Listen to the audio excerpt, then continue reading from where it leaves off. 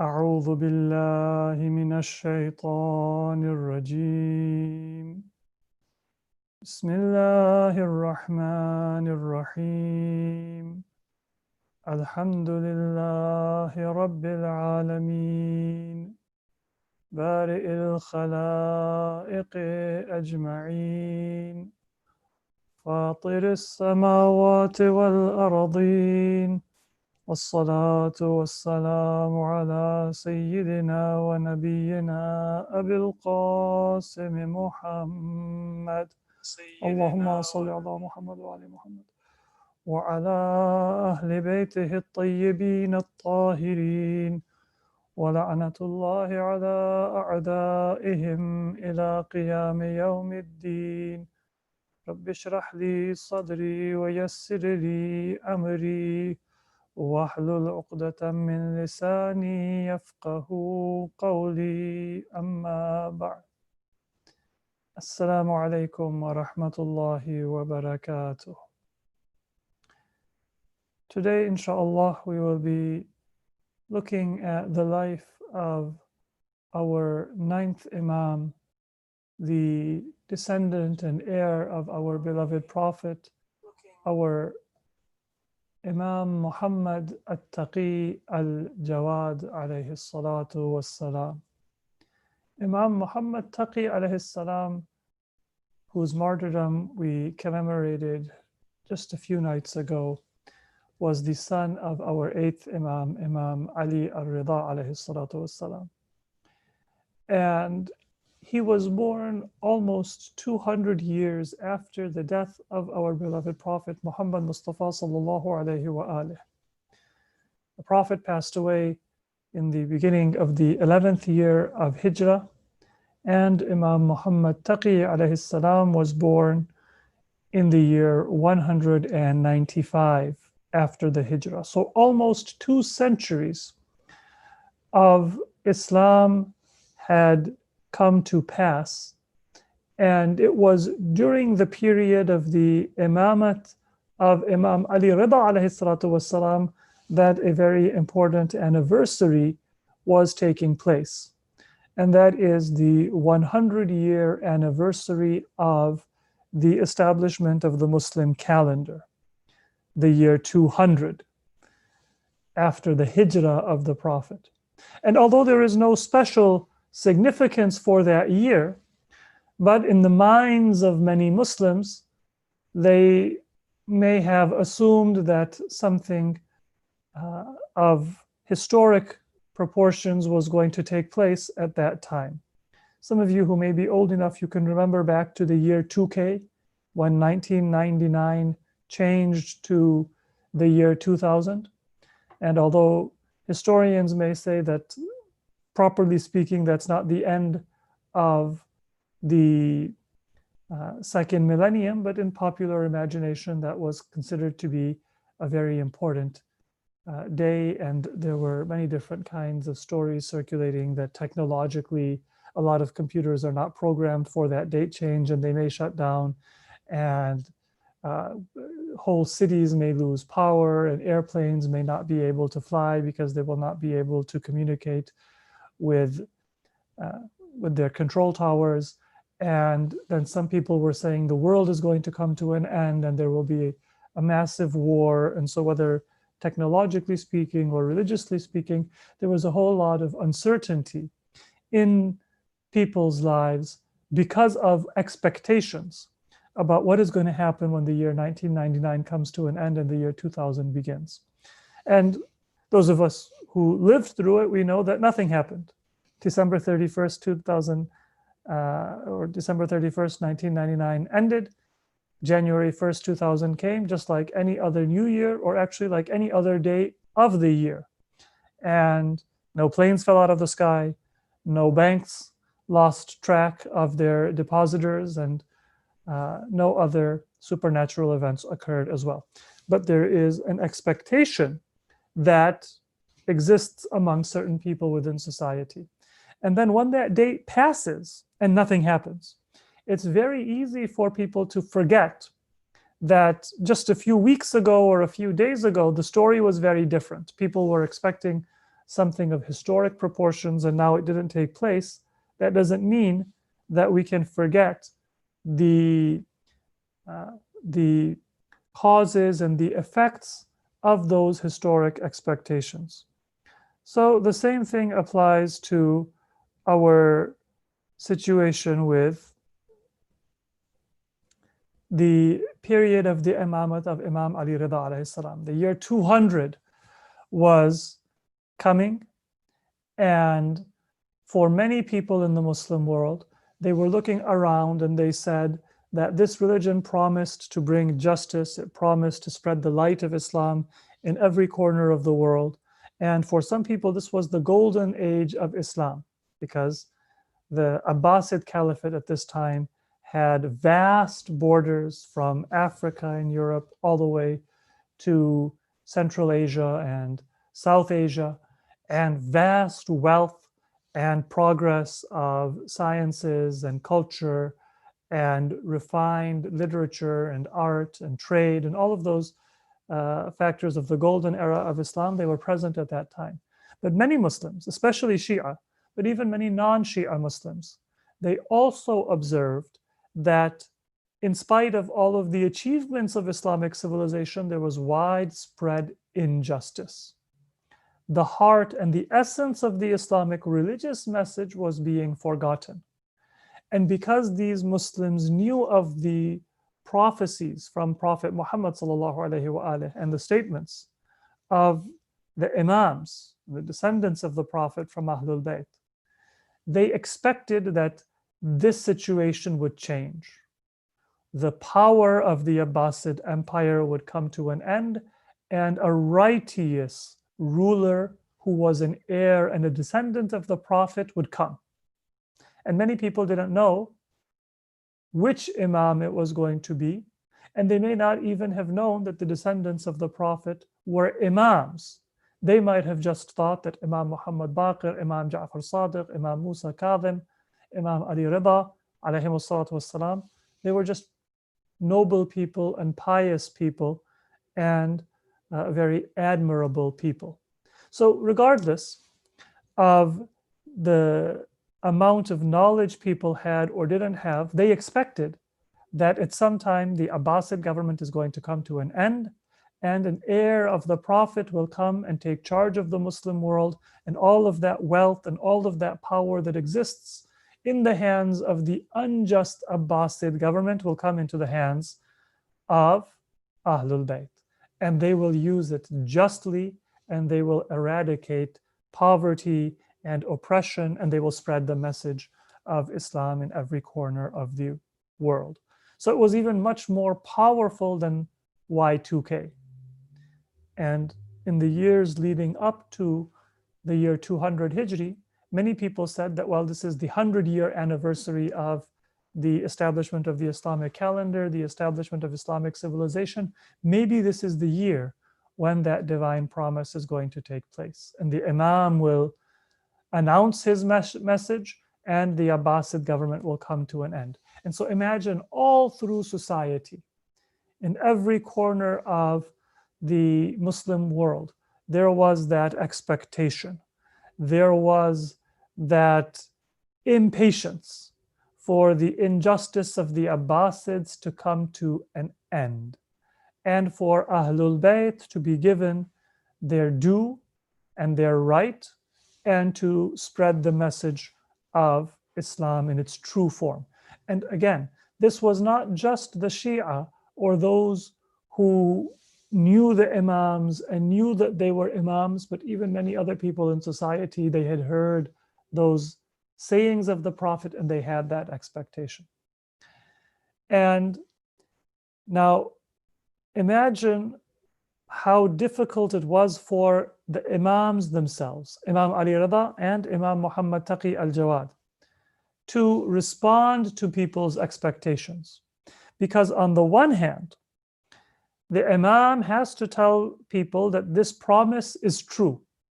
Islam was not a religion that was supposed to build an empire or make its caliphs and its kings very wealthy, or even to make the general Muslims very wealthy. Islam was supposed to be a religion that brought tranquility and inner peace to people, that gave them the guidance to live a good life in this world and to achieve salvation and success in the hereafter with the practice of the teachings of Allah. So this was the purpose of Islam, and this was the goal of Islam. It wasn't for Islam to come and to achieve material ends. So the Imam's job is to remind people that this message is true. You should wait for this unjust government to come to an end. You should wait and you should pray for Ahlul Bayt alayhimus salatu wassalam to be given that task by Allah to fulfill the promise. And what a beautiful promise it is when there is so much suffering in the world, when there is so much injustice in the world, for Allah to promise that under the leadership of His chosen representative, all of that evil will come to an end. On the one hand, the Imam has to remind people, don't lose patience. Don't forget that promise. Don't make a compromise and just settle into your day-to-day life and think about what you're going to eat tonight and what kind of fun you're going to have tomorrow or other small things. But remember that divine promise. Remember that great ideal. So on the one hand, the Imam has to remind people of this important message. But on the other hand, it is also the task of the Imam to tell people that this is not a military or a political struggle that Ahlul Bayt are going to take. Some people, when they saw the injustice of the Abbasids, when they thought about the promise that God had given for what Islam was supposed to accomplish, how did they respond? They said that we are going to come and we are going to rebel against the unjust government of the Abbasids. So their response was military rebellion. And in the time of Ma'mun's government, everywhere within the Islamic world, there were various kinds of rebellions. In Iraq, in Iran, or Persia at that time, Khorasan, as it was known in that time, there were so many different people, some who were Shia and others who were not, who rebelled against the injustice of the caliph. So on the one hand, the Imam has to tell people that it is important to remember the promise and the hope of a better society. But on the other hand, you have to remember that that hope and that promise, it's not going to come through a political change or through a military change. That's the natural thing that people think of when they think of a change. But it has to come from a spiritual change. Because one rebellion can overthrow an unjust king.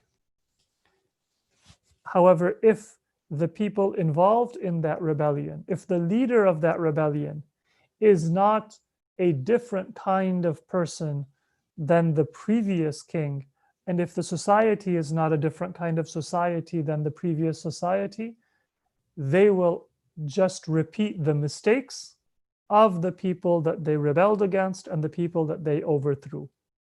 The job of the Imam was not to make his followers take the place of the followers of the Abbasid Caliph, and then they would start to oppress people and seek power and wealth and forget their commitment to Islam. The goal of the Imam was not just for the Imam to become the Caliph and to depose the Abbasid claimant and undeserving occupant of the seat of caliphate. That was not the goal of the Imam.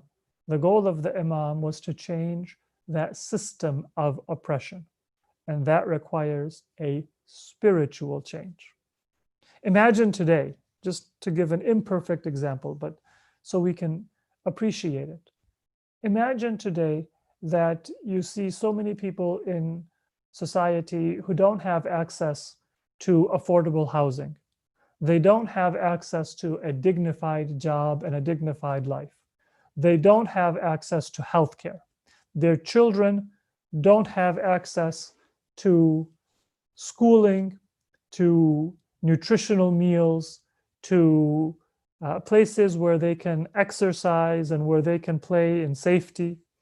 Their neighborhoods may be unsafe. So you see all of these problems, all of this suffering. Millions and millions of people in society are suffering in different ways. And then you want to raise awareness. This is the first part of the mission of Ahlul Bayt that I talked about. You have to raise awareness. And so you tell people that dream big.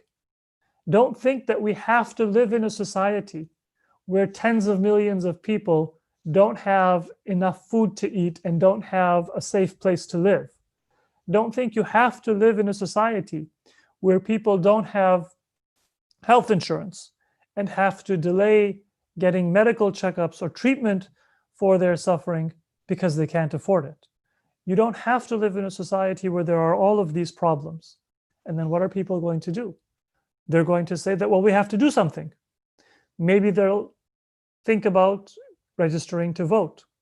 Maybe they'll think about coming into the streets to protest. Maybe they'll think about removing the current government, president or governor or representatives from office, whether it be through the ballot box or in times past, sometimes it was through revolt. But whatever the case might be, this is the natural response when people see what is wrong and they have awareness that is raised about the problem, then the response is that they want to change things. And then the second part of the mission of the Imams comes. You have to tell them that, yes, the situation is bad. Yes, you shouldn't accept that wrong behavior on the part of the government. You shouldn't accept that injustice within society, but a protest won't change things.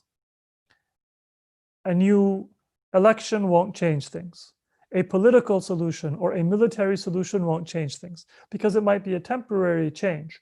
But if you don't understand why society is unjust and you just change the person who is committing the injustice, eventually you'll get back to that same place.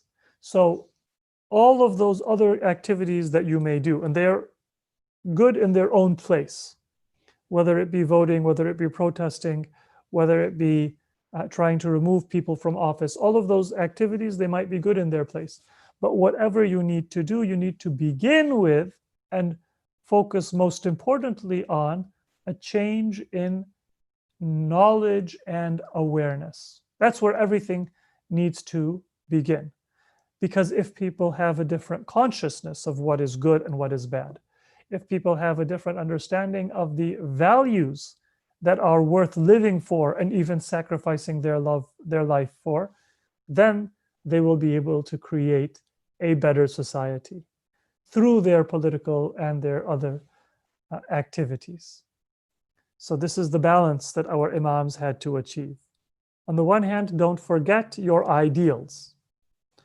But on the other hand, don't just take the immediate solution or what seems to be the most obvious or the easiest solution, but work for that which is a lasting and a true solution. This brings us now to the time of our ninth Imam, Imam Muhammad Taqi alayhi salatu wassalam. It was the struggle of Imam Rida alayhi salam to remind people of that ideal and that promise. But there were very high expectations, especially after Imam Rida alayhi salam was made by Ma'mun to be his heir apparent. Meaning Ma'mun said that after me, it should be Imam Rida who will be the ruler of the Muslim world. Now, generally, Islamic historians and even some Shi'i Muslim historians have two opinions about what Ma'mun intended from making Imam Rida his heir apparent, Waliyul Ahd. One opinion, which is the less common opinion, is that Ma'mun was truly impressed by the knowledge and the piety of Ahlul Bayt, and he truly felt that his ancestors and the caliphs who came before him had done an injustice to Ahlul Bayt, and therefore he wanted to restore them to their right and their proper place in society. That is one opinion, but it is a minority opinion. The other opinion, which is more common among scholars, is that Ma'mun knew that oppressing Ahlul Bayt does not eliminate the attachment of people to Ahlul Bayt. And Ma'mun knew this because he was a very intelligent person and he had studied history. He saw that Muawiyah had a very strong government.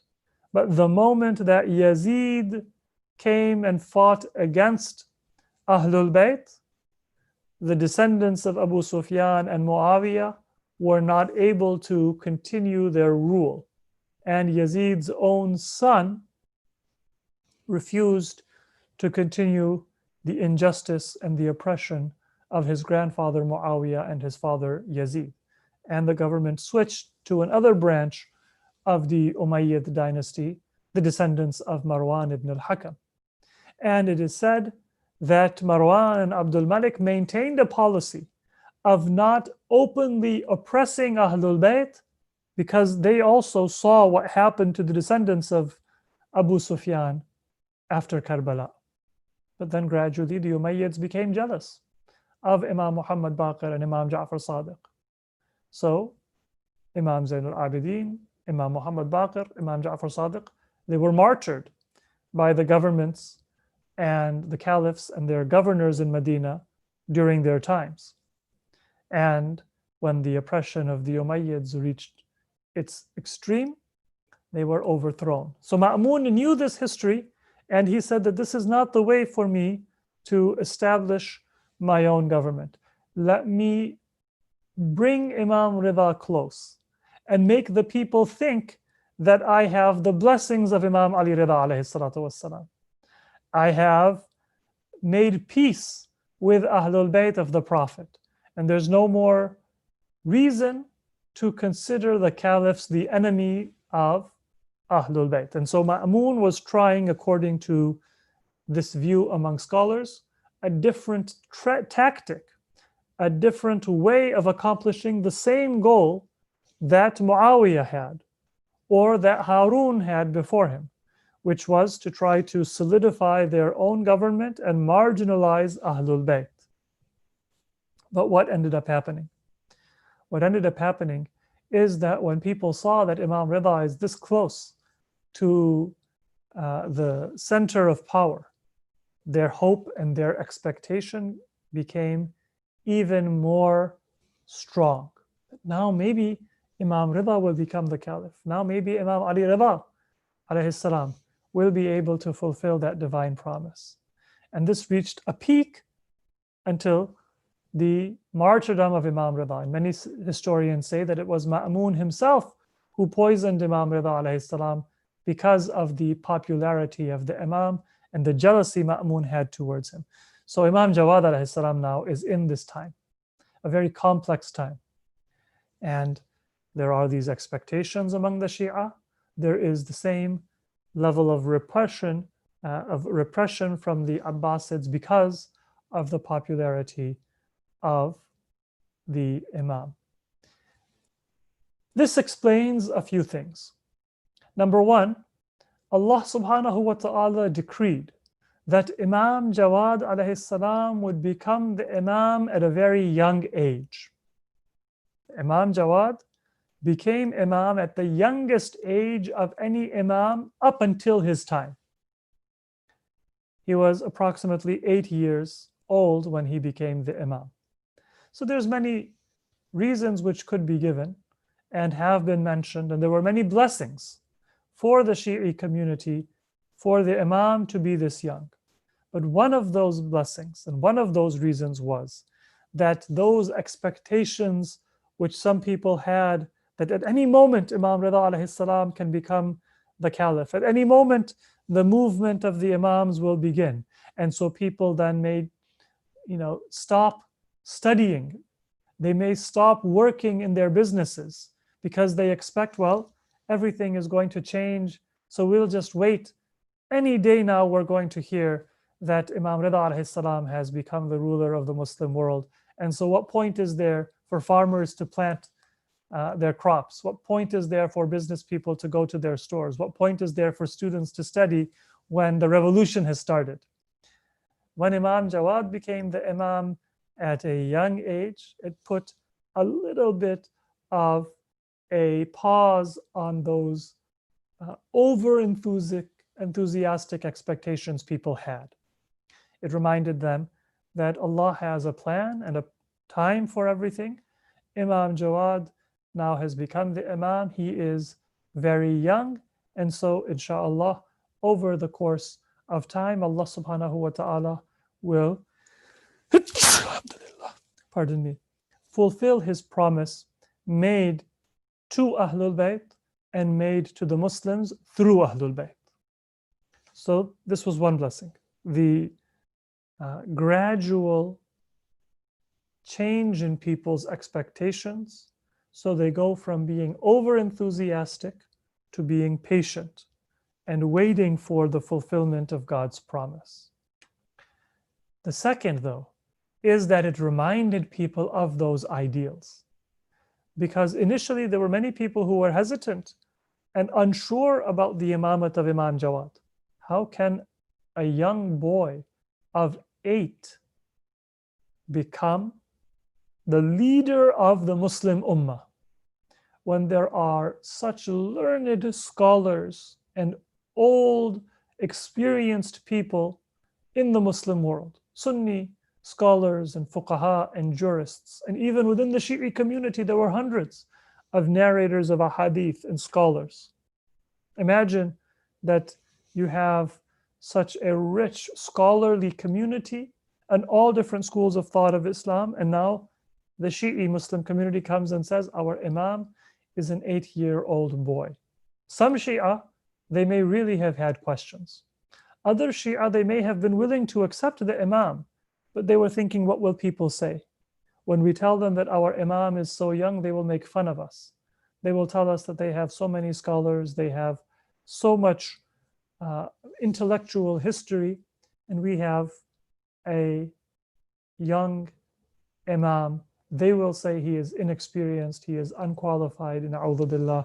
And so the Shia may have been a little bit confused or a little bit lacking in confidence of how will they respond to their opponents when they make fun or they ask questions about the Imam. But then people came to know about Imam Jawad. Even Ma'amun, he gave his daughter al-Fadl in marriage to Imam Jawad. And there's different narrations about when that marriage took place. Did it take place during the lifetime of Imam Rida or after the death, the martyrdom of Imam Rida alayhi salam? Most likely there may have been some talk or some engagement when Imam Jawad was still a young boy during the lifetime of Imam Rida, but the actual marriage took place later after the death of Imam Rida alayhi salam, when Imam Jawad had reached a little bit of an older age, according to some narrations in the year 215, when Imam Jawad was 20 years old. And that is a more expected or a more reasonable narration. And that might be the source of the confusion as well, because the mention of this engagement or this marriage may have taken place at different times. So some people, when they wrote the history, they were confused, when did the marriage take place? But most likely it took place after the martyrdom of Imam Rida alayhi salam, when Imam Jawad was old enough to get married in the eyes of custom and society. So these were ways in which the broader community of Muslims, even members of the Abbasid royal family, and of course the Shi'i Muslim community and their scholars and their common people became familiar with Imam Jawad. And what they discovered is that from the moment that he assumed the position of imamat, although they were senior members of the family of the Prophet alive. The son of Imam Ja'far Sadiq, Ali ibn Ja'far, was alive. The son of Imam Musa Kadhim and the brother of Imam Rida, Abdullah ibn Musa ibn Ja'far, was alive. And many other senior and very well-respected members of the family of the Prophet were alive. Many senior scholars and fuqaha were alive. But Imam Jawad at that young age had knowledge and wisdom which they did not possess. And so this reminded people of the ideals of Islam.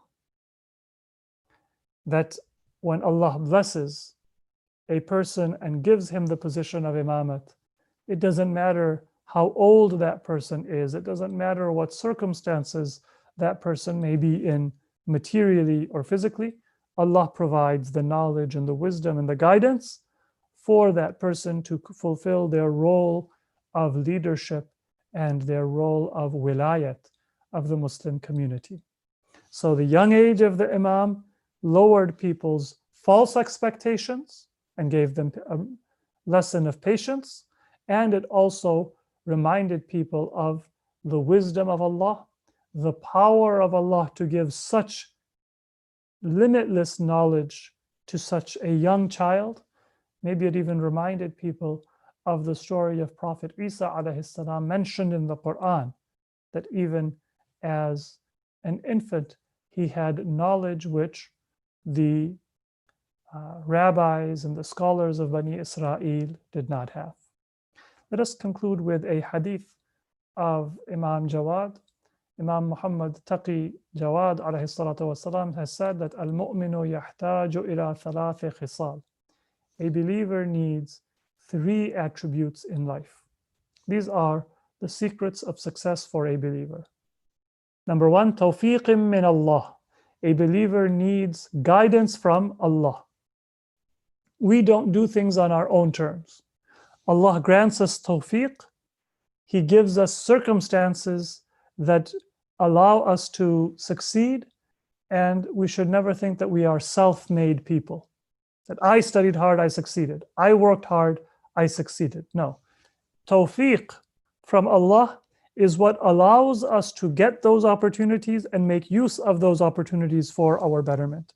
A believer always is in need of tawfiq and seeks tawfiq from Allah. وَوَاعِذٍ مِّن نَفْسِهِ. The second attribute is a believer should have a conscience. You shouldn't depend on your parents or your boss or your alim or anybody else to tell you what is right and wrong. A believer, after tawfiq, they need to have a reminder from themselves, a conscience from within them that tells them what is right and wrong. And if you don't have a conscience, then nobody else can make you a good person or can substitute for your conscience. And the third attribute, وَقَبُولٍ مِّمَّنْ يَنصَحُهُ. A believer needs to accept the good advice and the sincerity of those who give nasiha. Imam Ali alayhi salam says, مَنِ اسْتَبَدَّ بِرَأْيِهِ هَلَكَ وَأَهْلَكَ. If I am always trying to do things my way, then I will annihilate myself and I will cause harm to others. I will become annihilated, halak, and ihlak, meaning causing harm to others. And so Imam Jawad says the third attribute you need is that you need to take the advice of others, because a believer is not just trying to do things that they want to do. They are trying to help society and establish the traditions and the values of Islam in their family, in their society. That needs to be a collective effort. And so I can't say I am an alim and I am a scholar, or I am funding this project, or I have done this much, therefore it's got to be my way or the highway. No, we have to work together. قَبُولٍ مِّمَّنْ يَنصَحُهُ. A believer also always needs to accept the advice and sincerity of others who are working sincerely for the cause of Islam. This is a very beautiful message of Imam Jawad. Al-mu'minu yahtaju ila thalathi khisal, tawfiqin min Allah, wa wa'idhin min nafsih, wa qabulin mimman yansahuh. And this is why it was a great tragedy for the Muslim Ummah when Imam Jawad was martyred. Imagine the Imam was a very young person at that time, at the age of 25, when in the final years of his life, Mu'tasim became the caliph and became jealous of the love that people had for Imam Jawad. And in Baghdad, the capital of the Abbasid realm, far away from his loved ones in Medina, Imam Jawad was brought under increasing surveillance from the government. And he was put in prison until a time came when Mu'tasim said that I cannot continue to rule the Muslim Ummah if Imam Jawad is alive. And so he had Imam Jawad poisoned. And the tragedy of Imam Jawad is that just like his ancestor, Imam Hussein, just like his own father, Imam Rida alayhi salam, he was martyred far away from his homeland and from his loved ones.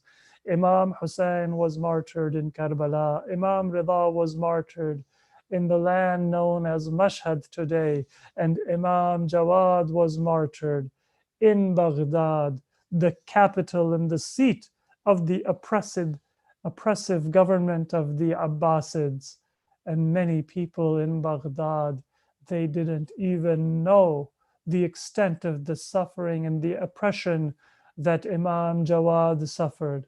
I can only imagine that in his final moments, Imam Jawad would have turned towards Karbala and said, as so many of our Imams did, that Assalamu alayka ya Aba Abdullah, O my grandfather Imam Hussein, may Allah's peace and salutations be upon you.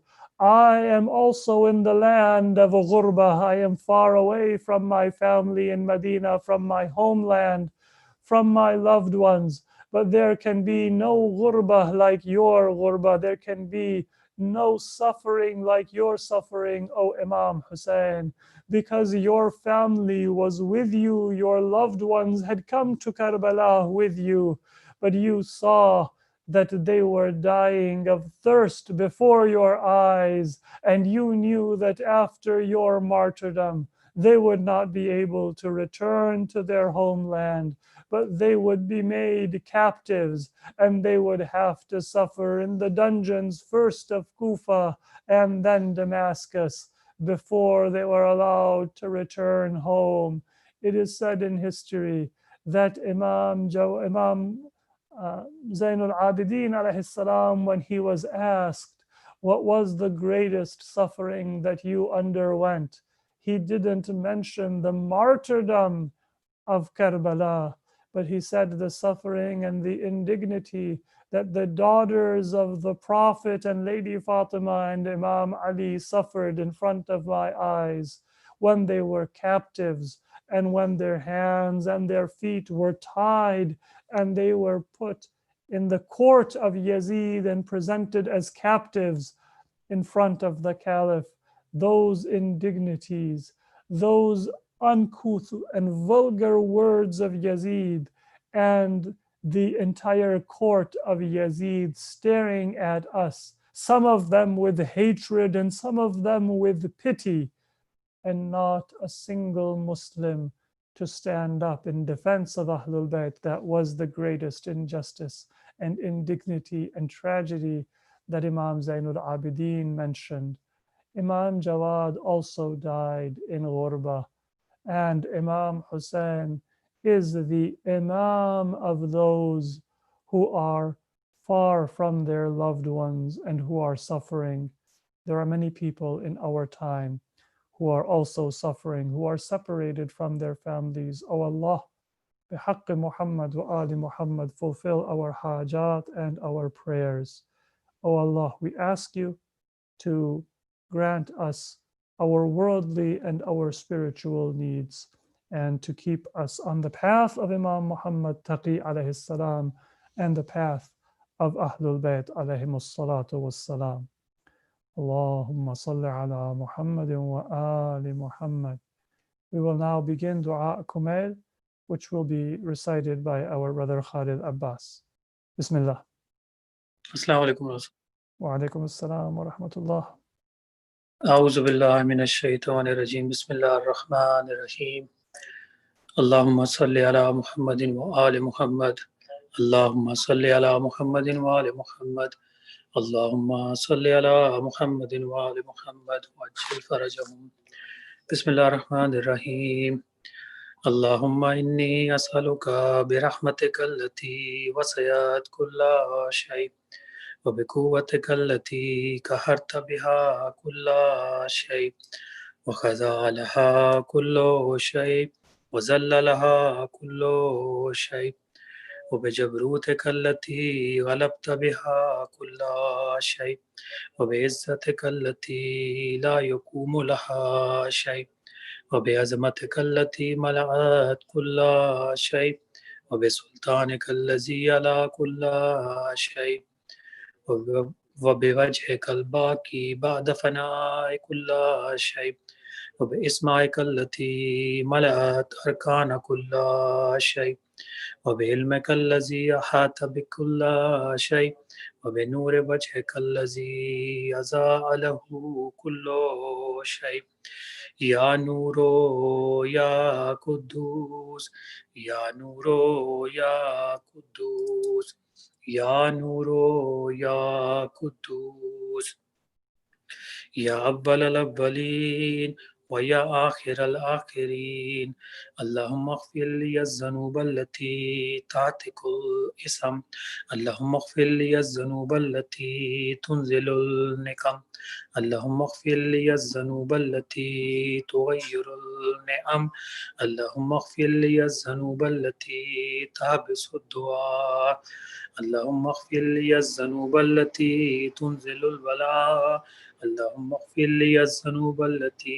تقطع الرجاء اللہم اغفر لی كل ذنب اذنبت وكل خطیئة اخطأتها اللہم انی اتقرب الیک بذکرک واستشفع بک الی نفسک واسألک بجودک وکرمک ان تدنینی من قربک وان توزعنی شکرک وان ترحمنی ذکرک اللہم انی اسألک سوال خاضعا متذلل خاشعا ان تسامحنی وترحمنی وتجعلنی بقسمک راضیا قانعا وفی جمیع الاحوال متواضعا اللہم واسألک سوال من اشتدت فأکته وانزل بک عند الشدائد حاجته وعظم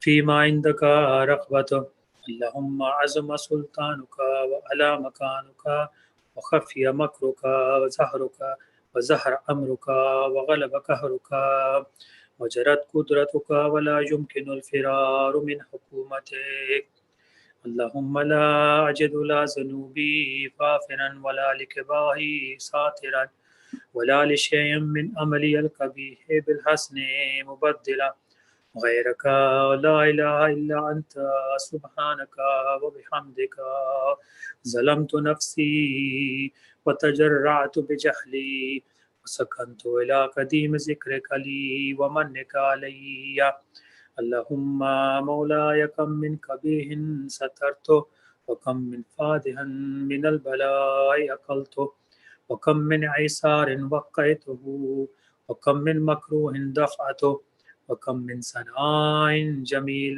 لست أهلا له نشرته اللهم عظم بلائي وأفرط بي سوء حالي وكسرت بي أعمالي وقعدت بي أغلالي وحبسني عن نفعي بعد أملي وخدت الدنيا بغرورها ونفسي بخيانتها ومتالي يا سيدي فأسألك بعزتك أن لا يحجب عنك دعائي سوء عملي وفعالي ولا تفسحني بخفيا ما اطلعت عليه من سري ولا تواجلني بالعقوبة على ما عملته في خلواتي من سوء فعلي وإساءتي ودوام تفريطي وجهالتي وكثرة شهواتي وغفلتي كن اللهم بعزتك لي في الأحوال كلها رؤوفا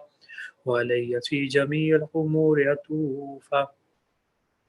إلهي وربي من لي غيرك أسأله كشف ذري والنزر في أمري. إلهي ومولاي أجريت علي حكم اتبعت فيه هوى نفسي ولم أحترس فيه من تزين عدوي وفغرني بما أهوى وأسأده ولا ذلك الكذا وتجاوزت بما جرى علي من ذلك بعد حدودك وخالفت بعض أوامرك فلك الحجة علي في جميع ذلك ولا حجة لي فيما جري علي فيه كذا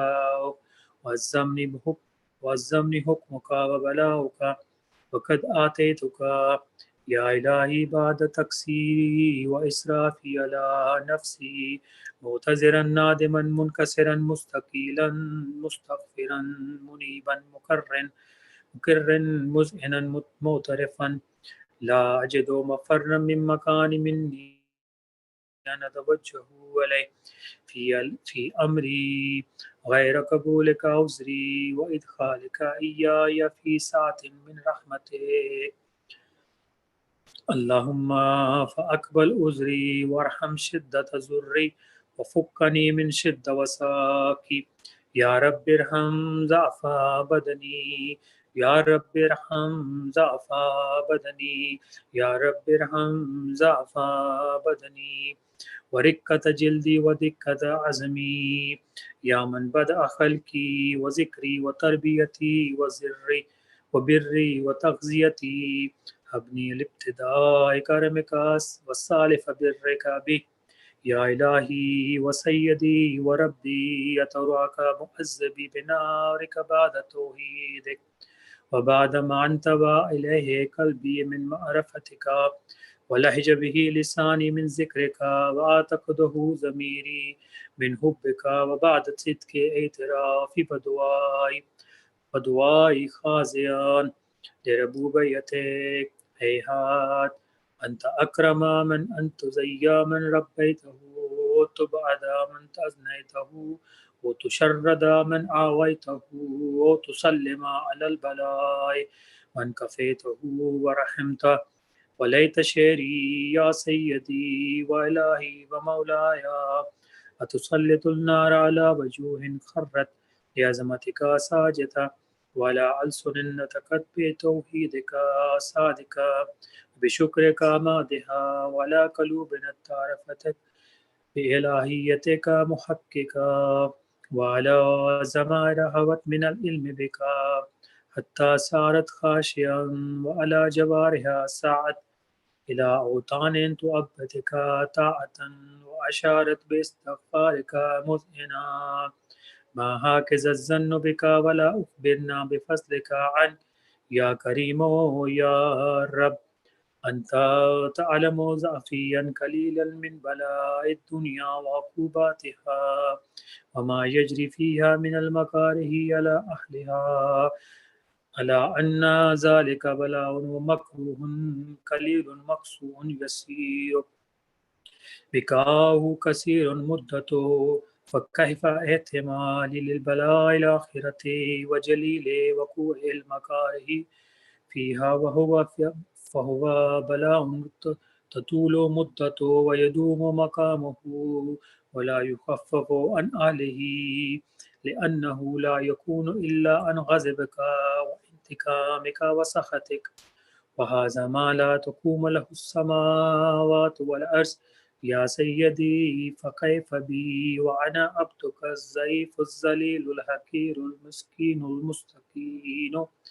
يا إلهي وربي وسيدي ومولاي لأي الأمور إليك أشكو ولما منها أزج وأبكي للأليم العذاب وشدته وحمل طول البلاء ومدته. فلئن سيرتني في العقوبات مع أعدائك وجمعت بيني وبين أهل بلائك وفرقت بيني وبين أحبائك وأوليائك وهبني يا إلهي وسيدي ومولاي وربي، صبرت على عذابك فكيف أصبر على فراقك. وحبني يا إلهي، صبرت على حر نارك فكيف أصبر على النظر إلى كرامتك.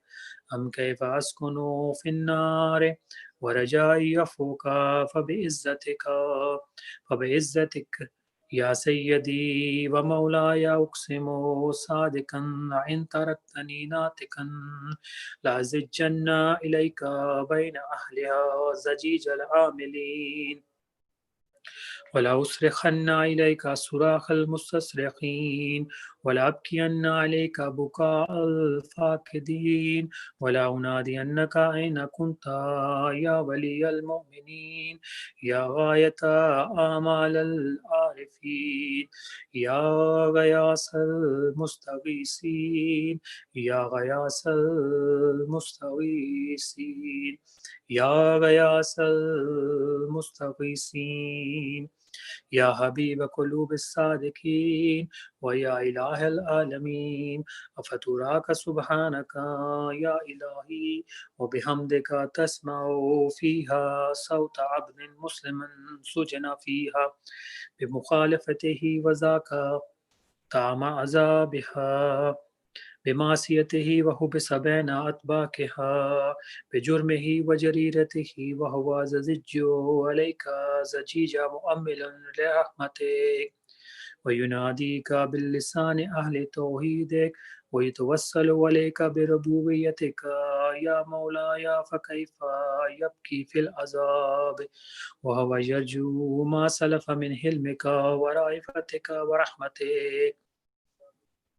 أم كيف تؤلمه النار وهو يعمل فضلك ورحمتك.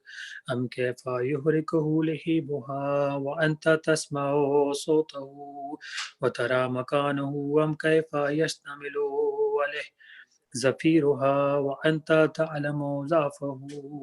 أم كيف يتكلكل بين أطباقها وأنت تعلم صدقه. أم أم كيف تزجره زبانيتها وهو يناديك يا رب. أم كيف يرجو فضلك في إتكه منها فتتركه فيها. هيهات ما ذلك الظن بك ولا المعروف من فضلك، ولا مشبها لما آملت به الموحدين من برك وإحسانك، فباليقين أقطع لولا ما حكمت به من تعذيب جاهديك وكزيت به من إخلاد معانديك، لجعلت النار كلها بردا وسلاما وما كان لأحد فيها مكرا ولا مقاما، لكنك تقدست أسماؤك أقسمت أن تملها من الكافرين من الجنة والناس أجمعين، وأن تخلد فيها المعاندين، وأن تجل ثناؤك قلت مبتدئا وتطولت بالعنام متكرما، أفمن كان مؤمنا كمن كان فاسقا لا يستوون. إلهي وسيدي، فأسألك بالقدرة التي قدرتها وبالكزية التي حكمتها وغلبت من عليه أجريتها، أن تحب لي في هذه الليلة وفي هذه الساعة كل جرم أجرمته وكل ذنب أذنبته وكل قبيح أسررته وكل جهل عملته كتمته أو أعلنته وأخفيته أو أظهرته، وكل سيئة أمرت بإثباته الكرام الكاتبين الذين وكلتهم بحفظ ما يكون مني وجعلتهم شهودا علي مع جواره، وكنت أنت الرقيب علي من ورائهم والشاهد لما خفي عنهم، وبرحمتك أخفيته بفضلك سترته، وأن توفر حظي من كل خير تنزله أو إحسان تفضله أو بر تشرته أو رزق بصره أو ذنب تغفره أو خطأ تستره. یا رب یا رب یا رب یا رب یا رب یا رب یا رب یا رب یا رب یا الہی و سیدی و مولایا و مالک رکی یا من بیدہ ناسیتی یا علیما بذری مسکنتی یا خبیرا بفقری و فاقتی یا رب یا رب یا رب یا رب یا رب یا رب یا رب یا رب یا رب أسألك بحقك وقدسك وعظم صفاتك وأسمائك أن تجعل أوقاتي من الليل والنهار بذكرك معمورة وبخدمتك موصولة وأعمالي عندك مقبولة حتى تكون أعمالي وأورادي كلها وردا واحدا وحالي في خدمتك سرمدا يا سيدي يا من عليه مؤبلي يا من إليه شكوت أحوالي يا ربي يا ربي يا رب يا ربي يا ربي يا رب يا ربي يا ربي يا رب قوي على خدمتك جواره واشدد على العزيمة جوانه وهب لي الجد في خشياتك والدوام في الاتصال بخدمتك حتى أسرها إليك في ميادين السابقين وأسري عليك في المبادرين واشتاق إلى قربك في المشتاقين وأدنو منك دنو المخلصين وأخافك مخافة المؤمنين وأجتمع في جوارك مع المؤمنين. اللهم ومن أرادني بالسوء فأعرضه ومن كادني فقده واجعلني من أحسن عبيدك نصيبا عندك وأقربهم منزلة منك وأخسهم زلفة لديك فإنه لا ينال ذلك إلا بفضلك وجدلي بجودك وعاطف علي بمجدك وحفظني برحمتك واجعل لساني بذكرك لهجا وقلبي بحبك متيما ومن علي بحسن إجابتك واكلني أسرتي واغفر زلتي فإنك قضيت على عبادك بإبادتك وأمرتهم بدعائك وزمنت لهم الإجابة فإليك يا رب نسبت وجهي وإليك يا رب مددت يدي وبعزتك استجب لي دعائي وبلغني منايا ولا تقطع من فضلك رجائي واكفني شر الجن والإنس من أعدائي يا سريع الرضا اغفر لمن لا يملك إلا الدعاء فإنك فعال لما تشاء يا من اسمه دواء وذكره شفاء وطاعته غنى ارحم من راس ماله الرجاء وسلاحه البقاء يا سابغ النعم يا دافع النقم يا نور المستوحشين في الظلام يا عالما لا يؤلم صل على محمد وآل محمد وأفعل بما أنت أهله وصلى الله على رسوله والأئمة الميامين من آله وسلم تسليما كثيرا. اللهم صل على محمد وآل محمد. اللهم صل على محمد وآل محمد.